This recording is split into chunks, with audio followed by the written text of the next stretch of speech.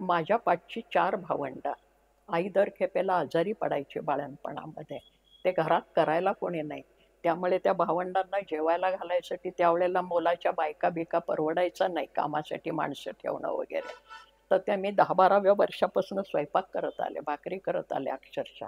मग पुण्याला आल्यानंतर ती स्टोव्ह आम्हाला मिळाला. स्टोव्ह म्हणजे फार प्रचंड प्रगती होती. प्रगत. हां. आणि या प्रगतीचे तर इतके टप्पे मी पाहिलेत. काल आमचा एक मित्र आला होता. तो म्हणला, "मॅडम अहो तुम्ही किती ते जीवनाचे टप्पे पाहिलेत, की तुम्ही ते चुलीवर स्वयंपाक करण्यापासनं आता कुकिंग रेंजपर्यंत तुम्ही हे केलं आणि टेक्नॉलॉजीचे टप्पे." मी टेक्नॉलॉजी टेक्नॉलॉजी म्हणते.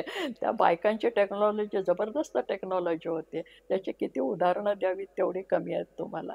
सांगायचं तात्पर्य, मी मुद्दाम काही केलं नाही. ह्या सगळ्या परंपराशील जीवनातली स्थित्यंतरं, त्यातले अनुभव हे सगळे मी जगत आले.